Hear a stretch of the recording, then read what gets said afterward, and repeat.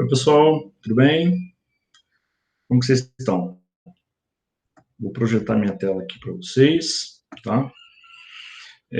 Hoje a gente vai ver a aula assíncrona 2, tá? A segunda aula assíncrona gravada do conteúdo de Introdução à Economia.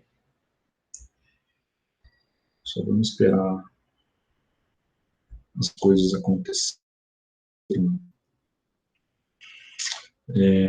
Acredito que minha tela já esteja sendo projetada para vocês. Deixa eu só confirmar. Tá, já está na projeção. Só vou colocar em modo tela cheia.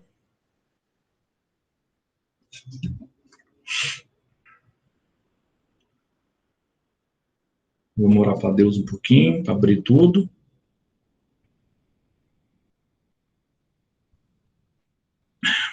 Beleza, galera. Acredito que agora está aparecendo aí para todo mundo, tá? Essa é a aula 2, Introdução à Economia.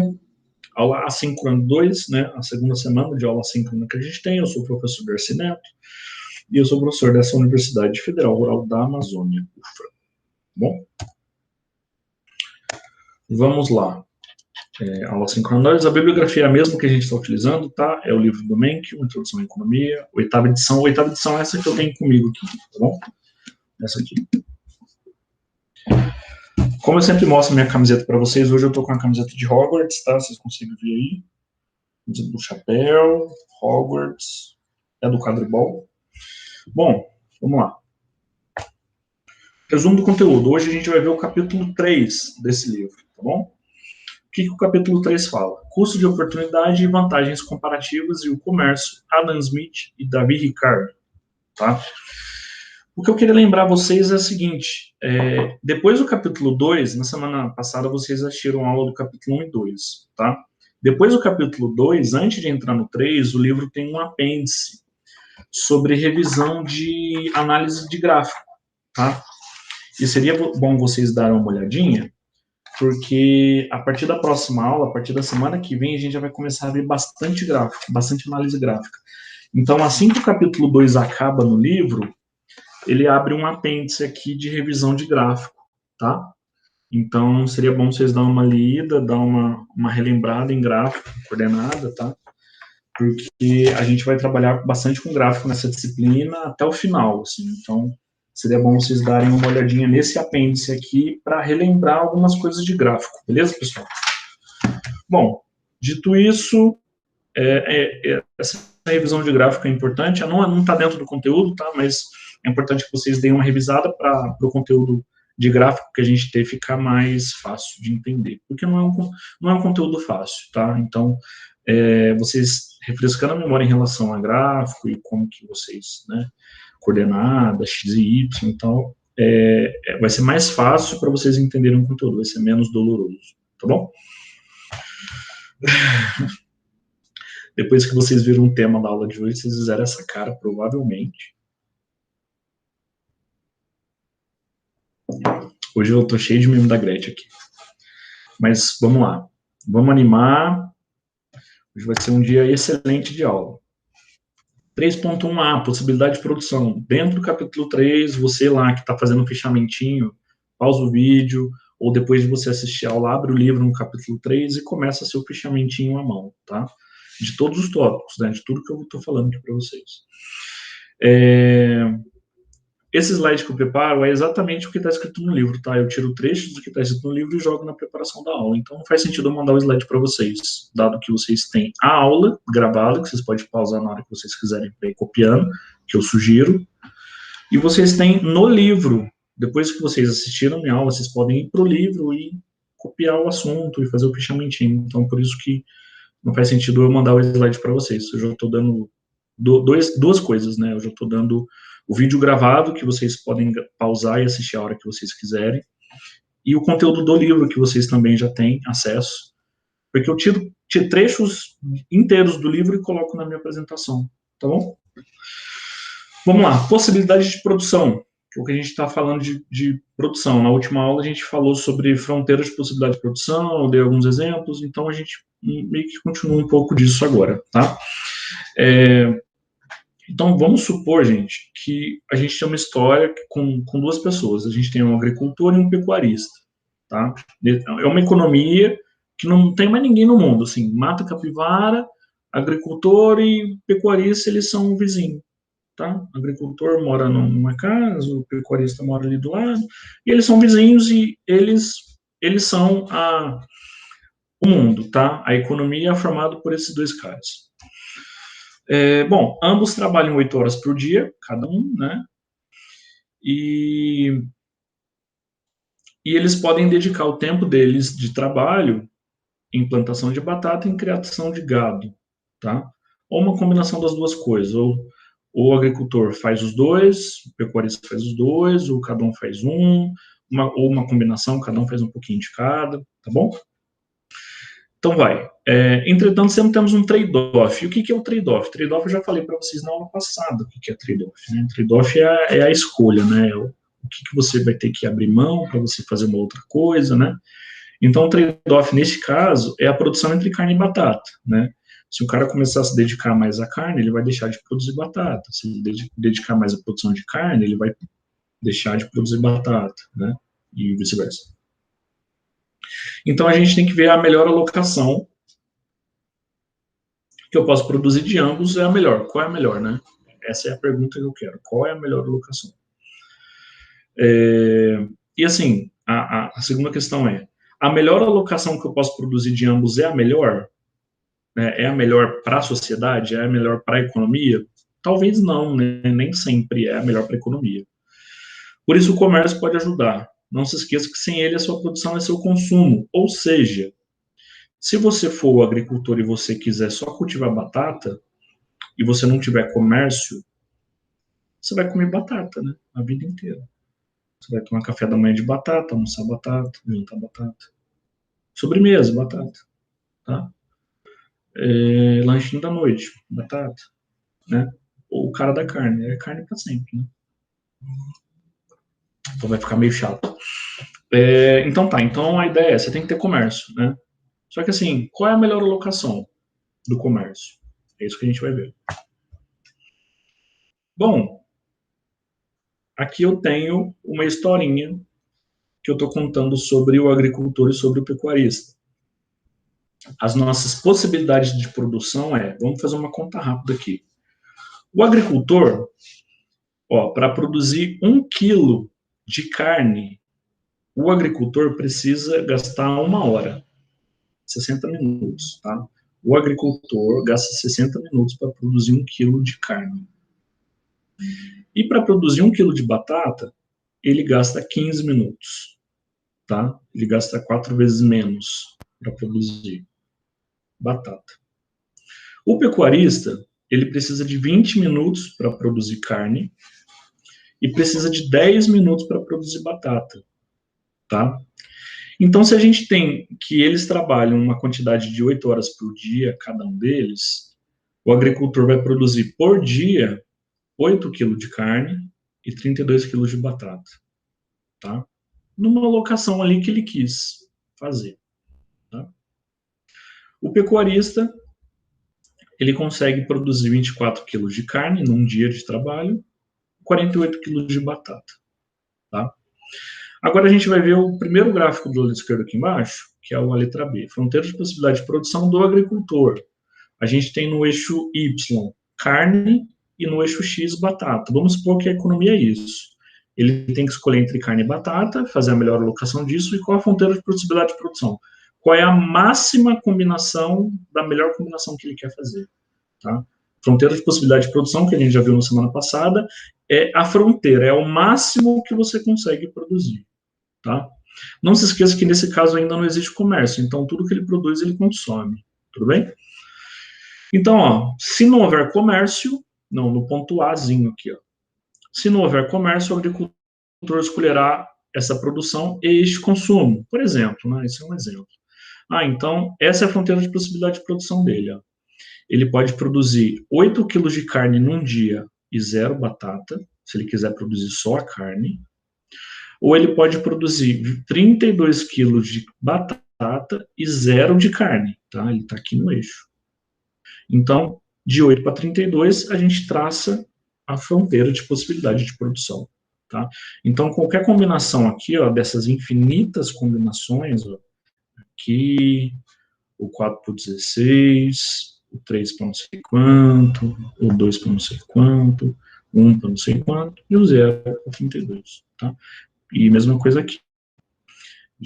Aqui de 16 para 4, de 10 para não sei quanto, de 1 para quanto, e de 0 para 8 quilos.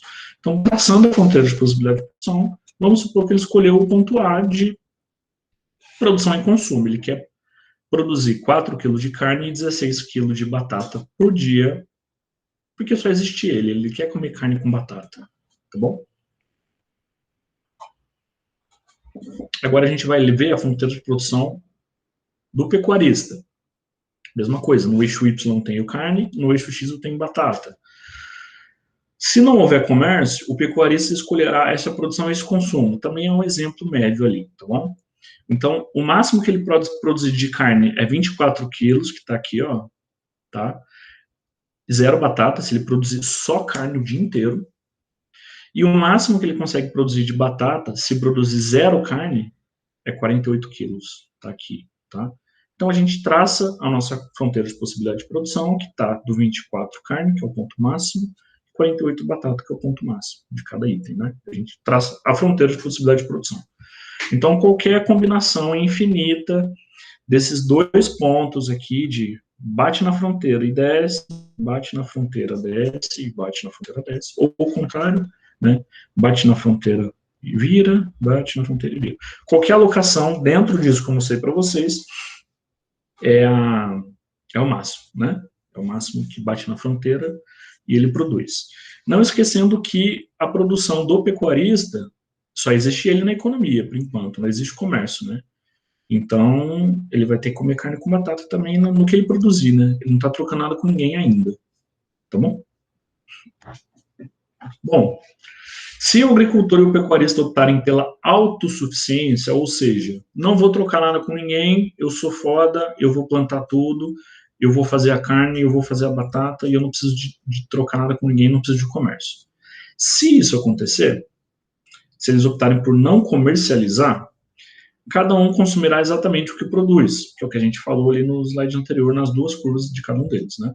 Neste caso, a fronteira de possibilidade de produção também representa a FPC, fronteira de possibilidade de consumo, tá bom?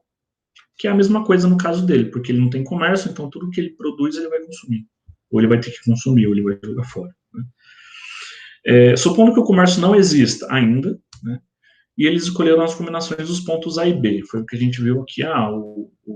O agricultor ele quer produzir isso aqui de batata, isso aqui de carne para ele por dia, tá tudo bem. O pecuarista lá que mora do lado quer produzir isso aqui de batata, quer produzir isso aqui de carne, e para ele tá tudo bem. O comércio ainda não existe, tá? Então, o agricultor vai produzir e consumir 16 quilos de batata e 4 de carne, o pecuarista vai produzir e consumir 24 de batata e 12 de carne, tá? Essa é a produção deles. Bom, terceirização e comércio. Aqui a gente só está falando de possibilidade de produção e consumo de cada um deles, né? Agora a gente vai para o 3.1b, que é sobre especialização e comércio. Opa, a gente vai incluir o comércio na história, que eu estou contando para vocês, tá? Depois dessa dieta de carne e batata, o pecuarista resolveu bater um papo com o agricultor. Mas assim, se ele produz carne e batata e o agricultor produz carne e batata, eles não vão comprar cadeira, né? Eles vão continuar consumindo carne e batata. Só que talvez no comércio eles tenham ganhos maiores, né? Mais carne e mais batata por dia do que eles teriam produzindo sozinhos, né? É isso, é nesse ponto que eu vou chegar. A dieta vai continuar sendo carne e batata, mas trabalhando a mesma hora, a mesma quantidade de horas por dia, eles vão ter uma produção maior. Aí o pecuarista ligou lá para o agricultor e falou assim: ô fulano, eu acho que a gente poderia parar. Acho que você, o pecuarista, eu sou pecuarista, tá? Eu liguei para o meu vizinho lá, agricultor. O fulano, acho que você poderia parar de criar gado e se dedicar só ao cultivo de batata. Se você trabalhar 8 horas por dia só nisso, só na produção de batata e zero carne, você vai produzir 32 quilos de batata por dia.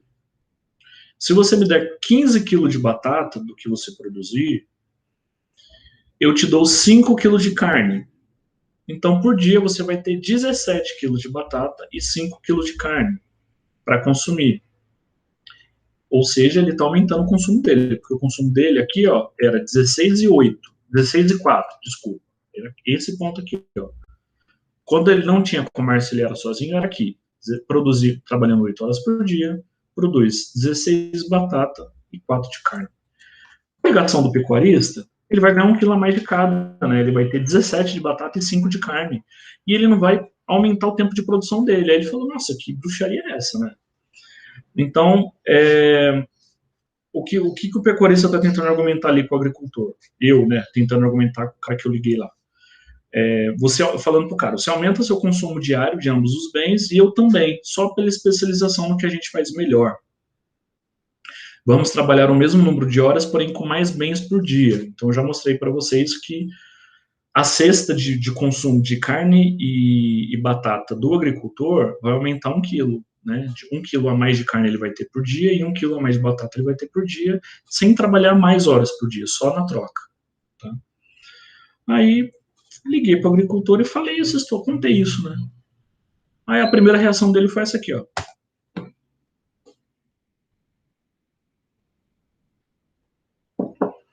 Ele não entendeu nada, né? Ele falou, você tá maluco. Como é que eu vou trabalhar a mesma coisa só para eu trocar com você, eu vou ter mais? Né? Falei que eu tô cheio dos membros da Gretchen hoje. Bom, aí eu de novo falei, olha aqui, parça. Fiz um esquema para ele, para provar para ele o que eu estava falando era certo, tá bom? Se a gente não tem comércio, o agricultor vai produzir e consumir, ó, sem comércio, produção e consumo, 4 quilos de carne e 16 quilos de batata. Sem comércio, o pecuarista vai produzir 12 quilos de carne e 24 quilos de batata. Beleza. Tá aí, beleza. Só que quando a gente insere o comércio, quando a gente liga para o agricultor, para explicar para ele lá o que a gente pode fazer entre a gente, o que vai acontecer? O pecuarista, eu lá dei ideia para o agricultor para não produzir mais carne, para produzir só batata. Fulano, produz só batata, tá melhor para você. Então, aqui, no caso do comércio para o agricultor, para o amigo lá que eu liguei, vai ser 0 quilo de produção de carne, que ele não vai produzir mais carne, ele vai produzir só batata. Ele vai produzir 32 quilos de batata por dia, tá? Aí, o pecuarista, eu, resolvi produzir 18 quilos de carne e 20 quilos de batata. Eu aumentei, com o comércio, eu aumentei a minha produção de carne e reduzi a minha produção de batata. Tá? Eu ainda vou produzir batata mais um pouco agora. O agricultor, como ele está produzindo carne, ele está com 0 de carne aqui, 32 batatas, 32 quilos de batata, no comércio que eu ofereci para ele, ele vai ganhar 5 quilos de carne se ele me der 15 quilos de batata, dos 32 dele, né? Então, aqui da minha produção, eu vou dar 5 quilos de carne para ele e ele vai me dar 5 quilos de batata. Então, no final das contas, ele vai ficar com 5 quilos de carne e 17 quilos de batata, sendo que ele produzindo sozinho, ele ganhava 4 quilos de carne e 16 quilos de batata.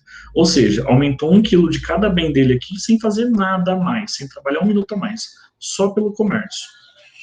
Para o pecuarista também vai ser vantajoso, porque nessa troca de dar e recebe, ele vai ter no final 13 quilos de carne por dia e 27 latas por dia. Também é mais do que se ele produzisse sozinho ambos os bens, entendeu? Então teve ganho de comércio, aumento do consumo. Eu tive 1 quilo de carne do agricultor, que era 4, foi para 5. Eu tive 1 quilo de aumento do consumo da batata, que era 16, foi para 17, do agricultor. Do pecuarista, aumentei de 12 para 13 quilos, então eu tive um aumento de consumo de 1 quilo também. E a batata eu aumentei de 24 para 27, então eu tive um ganho de 3 quilos a mais, sem trabalhar 1 hora a mais, só no comércio, só na troca, tá? Que bruxaria é essa? Exatamente, é isso. Agora eu vou mostrar para vocês em gráfico, né? Como um bom economista gosta de um gráfico, vou mostrar para vocês no gráfico como que funciona, né? Piadinha ruim, vamos pôr no gráfico, mas essa frase nunca encaixa bem. Bom, Meu primeiro gráfico aqui da esquerda, eu tenho no eixo Y carne, no meu eixo X batata, eu já estipulei que vai ser desse jeito. A minha produção sem o consumo era aquela lá daquele primeiro gráfico que eu mostrei para vocês. Ó. Eu, o agricultor lá, meu amigão, produzia 16 quilos de batata e 4 de carne. Felizão, sozinho. Agora, eu dei a ideia legal para ele lá. E ele acreditou na troca. Ele, faz sentido o que você está falando, vamos fazer isso. Agora o meu ponto A deslocou, ó.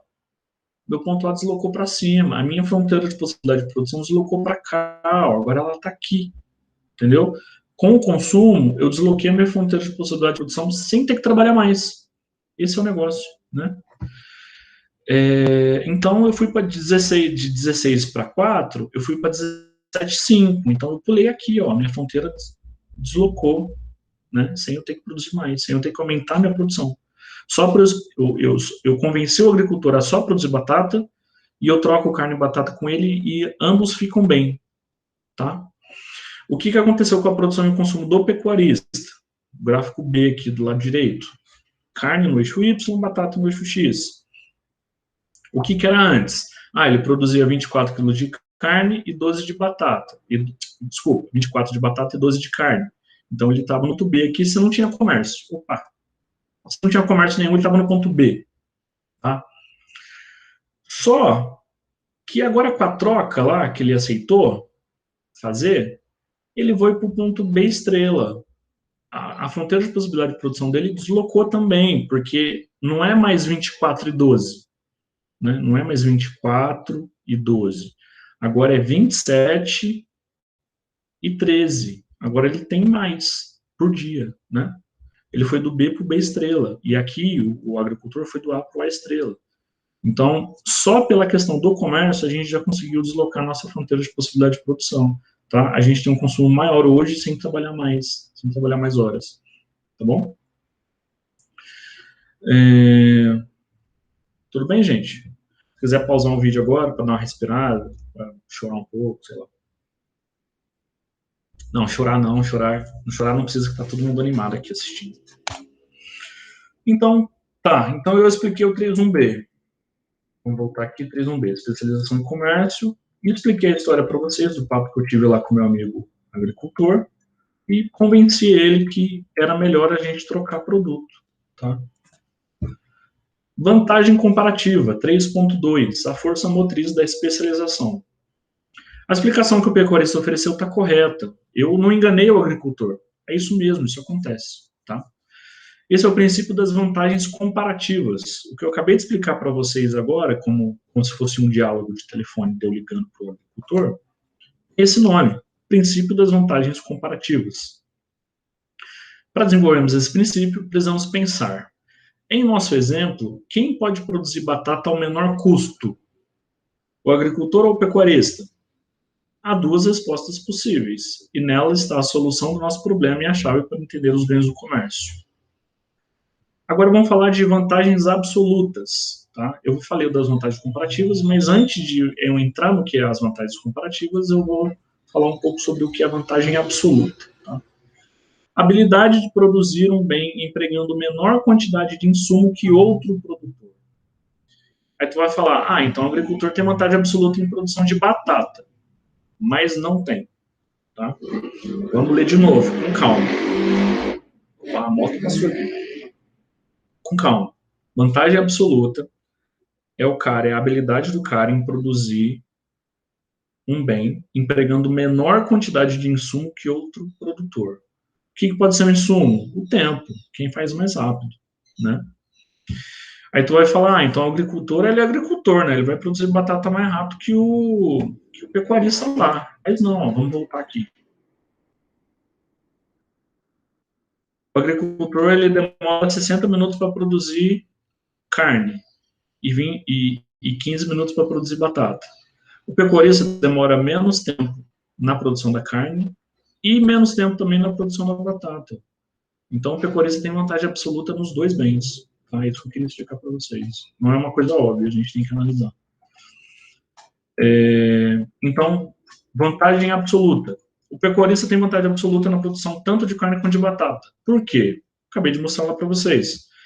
a gente viu que ele precisa de menos tempo para produzir uma unidade de qualquer um dos alimentos. 20 minutos para carne e 10 minutos para batata. Enquanto o agricultor, meu amigo lá vizinho, ele precisa de 60 minutos para produzir carne e de 15 minutos para produzir batata. Tá? Então, eu, pecuarista, tenho vantagem absoluta em produzir batata e em produzir carne. Aí você vai falar para mim, então já que você tem vantagem absoluta nos dois, produz os dois você. Ponto. Desculpa, gente. Produz dois você que se ferre para lá. Só que não é assim que o comércio funciona, né, gente? Não é só porque o pecuarista ele é mais habilidoso, né, nas duas produções, não significa que ele vai ter que produzir tudo e dar para o amigo dele, né, o produto lá legal, né, fazer a doação. Não, né? O comércio tem que existir.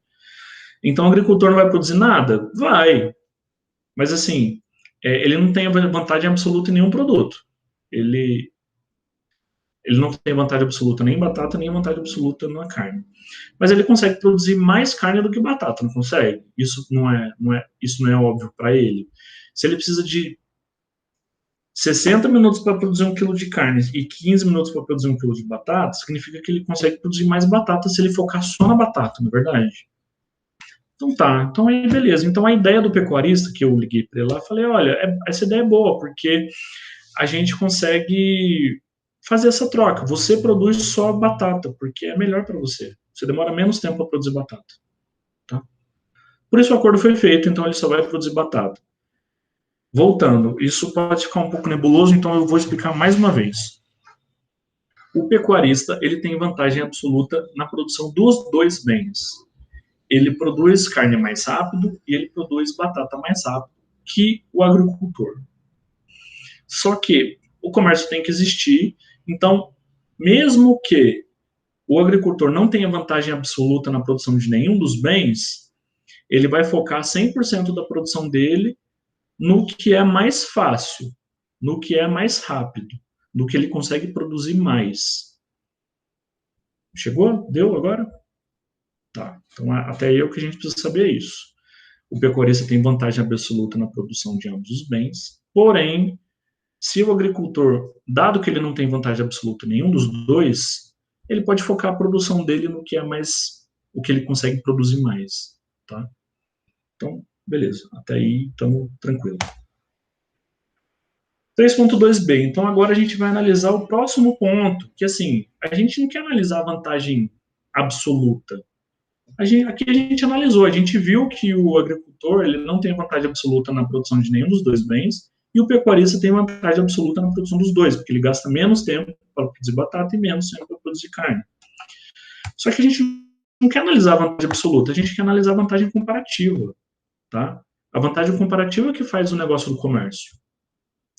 Cuja oportunidade? A gente já viu que é cuja oportunidade na aula passada. É aquilo que devemos abrir mão para obter algum item. Cuja oportunidade é o custo de você deixar de fazer algo para fazer outra coisa. Tá? É o custo que você está pagando por isso. Tá?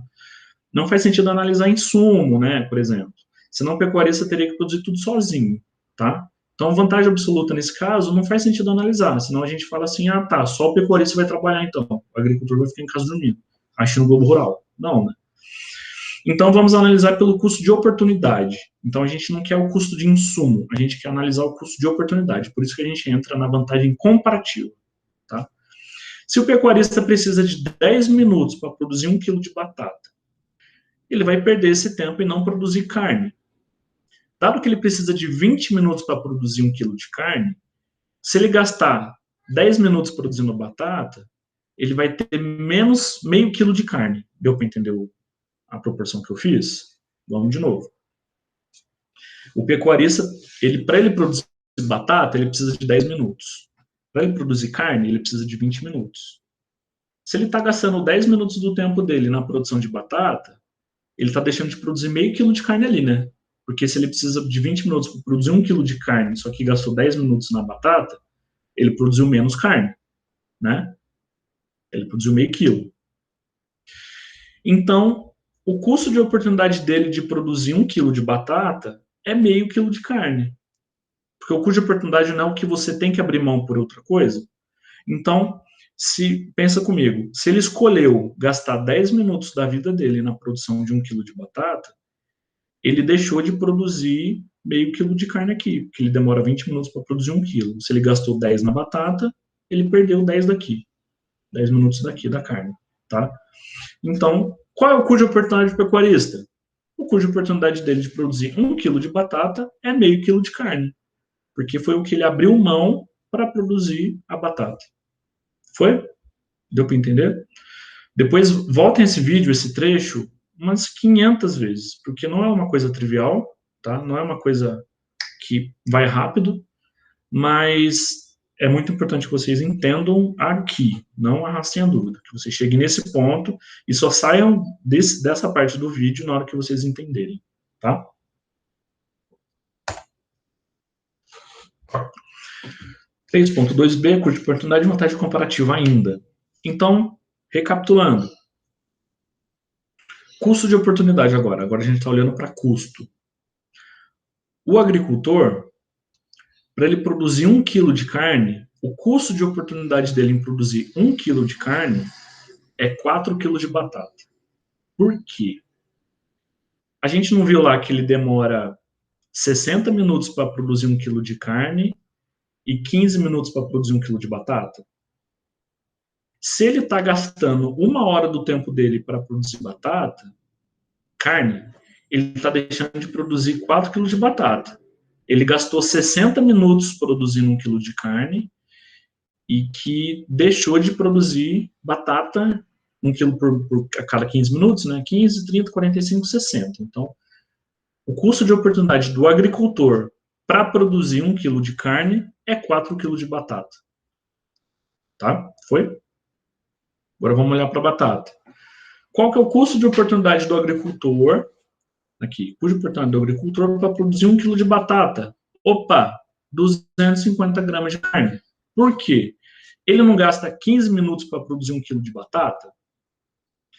Se ele gastar 15 minutos para produzir 1 quilo de batata, ele está tendo 15 minutos a menos para produzir carne. Tá? Então, ele está perdendo 1/4 do quilo de carne, que é 250 gramas, para produzir 1 quilo de batata, nesses 15 minutos. Tá? Ele está alocando os 15 minutos dele para a batata ao invés de para a carne. Então, o custo de oportunidade dele em produzir 1 quilo de batata é 1/4 de quilo de carne, que é 250 gramas. Tá? A lógica para o pecuarista é a mesma coisa. Vamos lá. Se o pecuarista escolhe que ele vai produzir 1 quilo de carne e ele produz 1 quilo de carne em 20 minutos, o custo de oportunidade dele em produzir 1 quilo de carne, qual é? O custo de oportunidade dele são 2 quilos de batata. Se levou 20 minutos para produzir 1 quilo de carne, significa que ele abriu mão desses 20 minutos de produzir 2 quilos de batata. Ele não produz 1 quilo a cada 10 minutos. Então, só para vocês entenderem, assim, pausadamente o que eu estou falando, tá? Aqui a gente está analisando o custo de oportunidade. Então, qual é o custo de oportunidade para o agricultor em produzir um bem ou outro? É isso que eu estou mostrando para vocês, tá? Então, já expliquei. O agricultor, o custo de oportunidade dele de produzir 1 quilo de carne é 4 quilos de batata. Eu já expliquei o porquê. O custo de oportunidade do agricultor em produzir 1 quilo de batata é 1/4 quilo de carne. Também já expliquei. Agora, para o pecuarista, qual é o custo de oportunidade do pecuarista? Olha, o pecuarista, o custo de oportunidade dele de produzir 1 quilo de carne é 2 quilos de batata. Se ele vai gastar 20 minutos produzindo aqui, ele vai perder 20 minutos na produção da batata, né? Se ele está gastando 20 minutos em um, ele não está no outro, né? É isso. E qual é o preço, o custo de oportunidade do pecuarista de produzir 1 quilo de batata e 1 quilo de carne? Já expliquei lá atrás para vocês. Se ele gasta 20 minutos para produzir batata e 10 minutos para produzir carne, mas ele escolhe gastar 10 minutos na carne, na batata, ele vai deixar de produzir meio quilo da carne dele, tá? Então, aqui, pelo custo de oportunidade, ainda, pelo custo de oportunidade, a gente consegue ver que a vantagem comparativa ela tem uma leve diferença em relação à vantagem absoluta. Na vantagem absoluta, é mais barato o pecuarista produzir os dois. Ele tem vantagem absoluta em ambos os bens. Ele é mais produtivo na batata e ele é mais produtivo na carne. No custo de oportunidade, quando a gente analisa o custo de oportunidade, a gente entra com a vantagem comparativa. O que é a vantagem comparativa? Você está analisando a sua produção em relação à produção do outro. O seu custo de oportunidade em relação à produção do outro. Então, a vantagem comparativa é a habilidade de produzir um bem com menor custo de oportunidade do que outro produtor. Nesse exemplo, cuja oportunidade do agricultor em produzir batata é 1/4 de carne. O agricultor em produzir batata é 1/4 de carne. E do pecuarista é carne, 2 quilos de batata. Tá? O pecuarista tem vantagem comparativa em carne e o agricultor vantagem comparativa em batata. Recapitulando, vamos pausadamente, que eu preciso que vocês só saiam desse vídeo assim que vocês entenderem o que eu estou falando aqui para vocês, tá? Às vezes eu estou até um pouco repetitivo, mas é para isso, é para que vocês entendam. Estou tentando falar de várias formas a mesma coisa, tá? Então vamos lá, vantagem comparativa.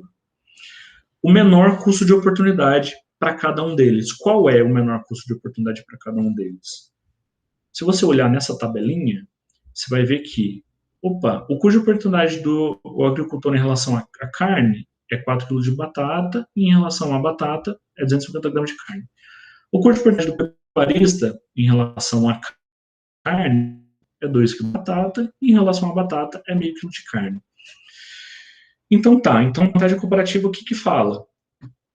Opa, na comparação dos dois aqui produzindo batata ou carne, é melhor para o agricultor produzir só a batata. Porque quando ele gasta 1 quilo na produção da carne, ele perde muita produção de batata. Né? Se ele escolher produzir 1 quilo de carne, 1 quilo de batata, ele perde só 250 gramas de carne. Se ele escolhe produzir 1 quilo de carne, ele perde 4 quilos de batata. Então, só o agricultor aqui, é melhor ele produzir só a batata, porque o custo de oportunidade dele é menor. O custo de oportunidade dele é ou eu vou produzir 4 kg de batata, ou eu vou produzir 1/4 de quilo de carne. O que é pior para mim? Né? O que é ruim? Qual é o meu maior custo? Meu maior custo é a produção de batata. Tá? Então ele tem um custo elevado aqui. Né? A produção da carne, quer dizer, porque aí ele deixa de produzir 1 quilo de batata. Então, o agricultor tem que escolher produzir 1 quilo de batata, porque o custo de oportunidade dele aqui entre abrir mão de 4 kg de batata e abrir mão de 250 gramas de carne, é mais fácil ele abrir mão de 250 gramas de carne e produzir mais batata. Para o pecuarista é a mesma coisa. Se ele produz batata, se ele produz 1 kg de carne e perde 2 de batata, e produz 1 kg de batata e perde meio quilo de carne, opa, é melhor ele abrir mão da batata, né? Porque aqui ele está perdendo 50% da produção dele, da carne, né? Então é mais fácil ele abrir mão de 2 kg de batata. Então, na vantagem comparativa, o agricultor se especializa na produção da batata, porque o custo dele de produzir a batata em relação à carne é menor, cuja oportunidade dele. E o pecuarista, nessa situação, é melhor ele abrir mão da batata, porque a carne está saindo cara para ele aqui, né? Ele deixa de produzir meio quilo de carne, a 50% da produção dele, para produzir só 2 quilos de batata, não faz sentido, entendeu? Então, na vantagem comparativa, né, de agricultor para pecuarista, vai ser cuja oportunidade, o menor cuja oportunidade é esse aqui, 1/4 de carne, e o menor cuja oportunidade é esse aqui, 2 quilos de batata.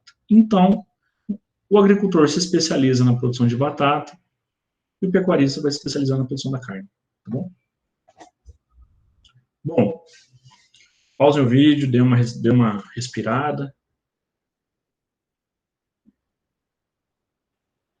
É um assunto um pouco confuso, então, assim, assistam 450 vezes, tá? Pausem o vídeo, anotem. Eu vou explicando, aí eu explico de novo, aí eu explico de novo, tá? Eu tento explicar de várias formas possíveis para não ficar com dúvida. É um conteúdo muito importante e vocês não podem passar para frente sem entender o que está acontecendo aqui, tá bom?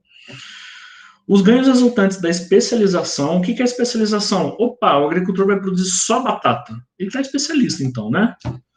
Da especialização e do comércio baseiam-se não só na vantagem absoluta, mas também nas vantagens comparativas. Eu acabei de explicar para vocês ali. Quando cada pessoa especializa na produção do bem no qual tem vantagem comparativa, ou seja, a vantagem comparativa do agricultor é produzir batata e a vantagem comparativa do pecuarista é produzir carne. Beleza? Beleza. A produção total da economia aumenta. Então, tá, vou ler novamente. Quanto cada pessoa se especializa na produção do bem no qual tem vantagem comparativa, a produção total da economia aumenta.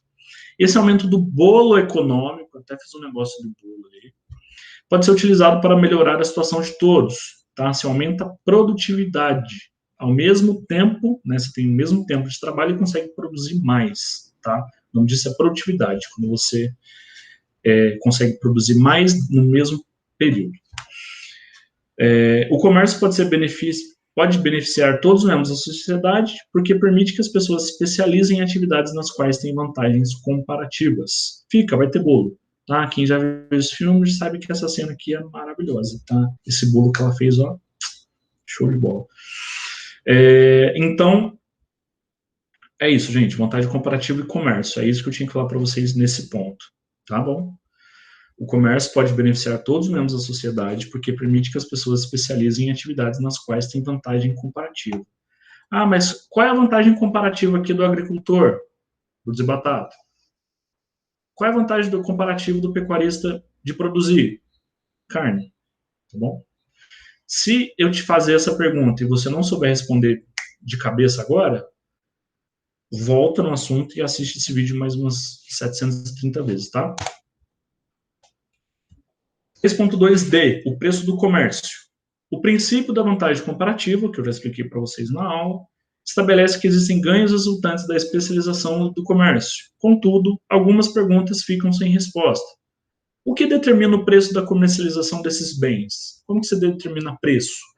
Ah, tá bom, eu te dou 15 quilos de batata, você me dá 5 quilos de carne e tal, mas eu não vou comer esse tanto de batata e carne todo dia, né? Eu vou vender, eu quero vender para outra pessoa que não seja você, né?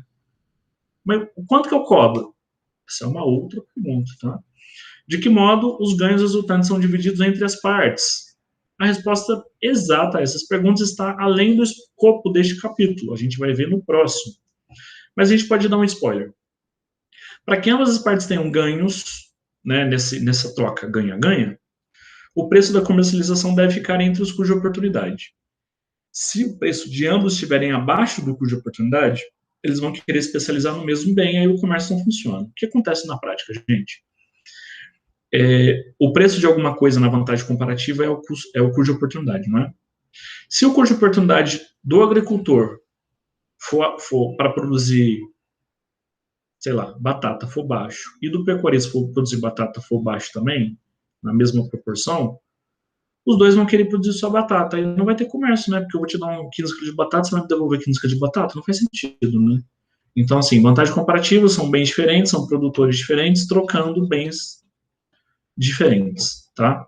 Vantagem comparativa é sempre assim, é sempre a gente vai ver uma tabelinha, eu vou dar uma tabelinha dessa para vocês de exercício, e vou falar assim, qual é a vantagem comparativa do fulano? Qual é a vantagem comparativa do fulano? E por quê? Tá? Só para ver se vocês entenderam. Bom, aplicações de vantagem comparativa. Revolução Industrial, eu adoro essa aqui, eu adoro. Essa eu realmente gosto. Na palestra que eu dei, eu falei, assim, eu não falei disso aqui que eu falei exatamente, mas eu lembrei bastante disso na hora. Lá na época da Revolução Industrial, que explodiu o negócio de tecido e comércio, caramba lá, a Inglaterra tinha vantagem comparativa. Ela tinha vantagem absoluta, para começar, né? Ela tinha vantagem absoluta na produção de tecido, né? E provavelmente ela também tinha vantagem absoluta na produção de vinho, né? Mas, na vantagem comparativa entre Inglaterra e Portugal, a Inglaterra tinha vantagem comparativa na produção de tecido, enquanto Portugal tinha vantagem comparativa na produção de vinho, né? Então, beleza. Você me dá tecido, eu te dou vinho, a gente fica vestido e bêbado e tá tudo certo. Só que não deu muito certo porque a população tinha que escolher entre andar pelado ou bêbado, né? Preferiam, na época, focar nas roupas. Se morasse no Brasil, não sei o que ia acontecer, né? Se a pessoa prefere andar bêbado ou pelado. Ainda mais nos dias de hoje, né? Que a gente tá vivendo um caos.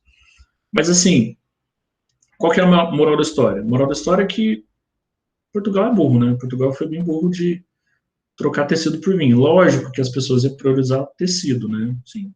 Roupa é um bem essencial, vinho não. Talvez o vinho seja hoje, no nosso contexto, né? Mas na época não era. Então, assim, é óbvio que a Inglaterra ia ter muito mais vantagem nisso, né? Porque ela vai comprar uma quantidade X de vinho e ela vai me dar uma quantidade absurda de tecido, né? Então, assim, esse é um exemplo prático de vantagem comparativa, Inglaterra e Portugal, entre produção de tecido e vinho. Quem tem vantagem comparativa no quê? Inglaterra tem vantagem comparativa no tecido e Portugal tem vantagem comparativa no vinho. Inglaterra fala assim, Portugal, eu vou te mandar tantos quilos de tecido, me manda tantos garrafas de vinho? Beleza. Portugal, para de produzir tecido, produz só vinho pra gente? Tá bom. Aí foi isso, tá? Serena Williams, jogadora de tênis mundialmente famosa, deve cortar seu próprio gramado? Se ela levar 2 horas para cortar o gramadinho dela, lá da casa dela, que deve ser uma casa enorme, né? Então, assim, não vai ser um jardinzinho de 1 metro, né?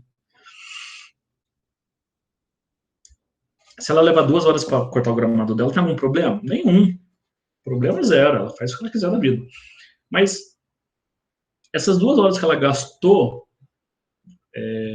cortando a grama da casa dela, ela poderia estar fazendo uma propaganda de alguma marca nessas 2 horas e ganhando 30 mil, né? Então, ela deve cortar seu próprio gramado? Não. Ela tem vantagem comparativa em de fazer outra coisa, de jogar tênis, de fazer propaganda de marca de roupa, de qualquer outra coisa, não de cortar gramado, né? Então, a resposta, paga o filho do vizinho, né? Faz uma propaganda em 2 horas que gera 30 mil dólares para ela e deixa o guri lá, filho do vizinho, cortar sua grama por 50 conto, tá tudo certo, entendeu? Nesse caso, ela tem vantagem absoluta em qualquer coisa que ela fizer na vida, né? Mas nesse caso, ela tem a vantagem comparativa em gravar um vídeo de propaganda e o filho do vizinho tem a vantagem comparativa em cortar o gramado dela, tá? São coisas diferentes, a vantagem comparativa e absoluta, né? Deu para ficar claro isso? Ela tem vantagem absoluta nos dois. Com certeza ela vai levar menos tempo para gravar um vídeo. Assim, ela é famosa, né? Então ela não precisa ficar gerando conteúdo. Ela por si só, aonde ela aparece, ela gera conteúdo, né? Então, assim, ela vai ganhar, ela vai ter um custo menor em focar na produção de vídeo, de propaganda, de loja de roupa, essas coisas, jogando tênis, participando de torneio. E a vantagem comparativa do filho do vizinho lá é cortar o gramado dela, entendeu? E aí tá tudo certo. Para que ela vai gastar 2 horas do tempo caríssimo dela, da vida dela, para cortar grama? Se ela pode pagar alguém para pagar por 50 contas para cortar grama para ela, né? Essa é a moral da história no final das contas, tá? Quando a gente pensa só na vantagem absoluta, tá, faz sentido. Eu sou muito mais produtivo nisso, nisso e nisso. Tá tudo bem. Mas a gente tem que analisar a vantagem comparativa. Aonde o meu custo de oportunidade é menor e onde o seu custo de oportunidade é menor. Vamos trocar. Entendeu? Você produz isso e eu produzo isso. Eu te dou tanto, você me dá tanto. E tá tudo certo. A gente aumenta a nossa produção, a gente desloca a nossa fronteira de possibilidade de produção daqui para cá, só por isso, só pela troca que a gente fez, a gente não está trabalhando nem um minuto a mais por isso. Tá? Essa é a minha moral da história, essa é a aula de hoje que eu tinha que dar para vocês. Mais um exemplo, 3.3b. Os Estados Unidos devem comercializar com outros países? Primeiramente, sim. Segundamente, primeiramente, sim, claro, óbvio, né? Os Estados Unidos têm vantagem absoluta em quê? Em tudo.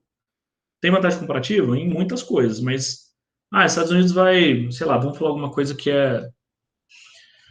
Brasil, vai, vamos dar um exemplo bem Brasil, assim. Estados Unidos produz bem manufaturado e Brasil produz bem primário. O Brasil exporta laranja e os Estados Unidos exporta suco de laranja, tá? Qual é a vantagem comparativa dos Estados Unidos? Exportar o suco, o manufaturado. E a do Brasil? Exportar laranja. Isso é inteligente? Talvez não muito, mas é o que dá para fazer, tá? Se não fizer, é pior. Essa é a moral da história, tá? Importações, conceito. Chamamos de M nas equações, a gente vai aprender umas equações mais para frente. Quando tiver um Mzinho lá, você já sabe que é importação. São bens produzidos no exterior e vendidos internamente em um país. Né? Exportações, chamado de X nas equações que a gente vai ver mais para frente, são bens produzidos internamente e vendidos para o exterior. Você está exportando o produto. Né? Conclusão da aula, né? Existem benefícios de viver em uma economia interdependente, que existam trocas, tá? Existe comércio. mas não é uma relação muito simples. O que eu falei para vocês de vantagem absoluta e vantagem comparativa não é trivial, gente. Não assistir a aula correndo e acha que você aprendeu. Não é trivial.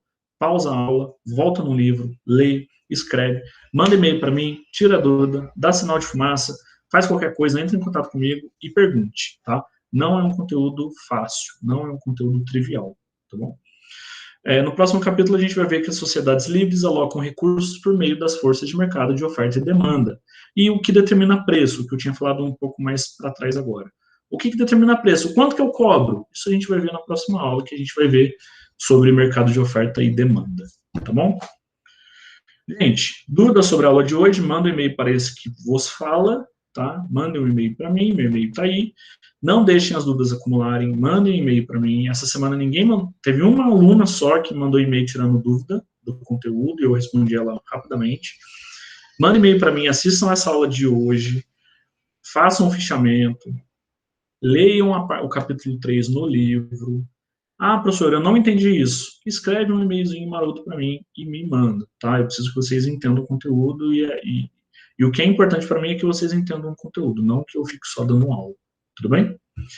Bom, abraço, agradeço pela atenção, até a próxima aula. O nome do gatinho triste, indo embora. Vou pausar o vídeo aqui, se meu computador resolver voltar à vida.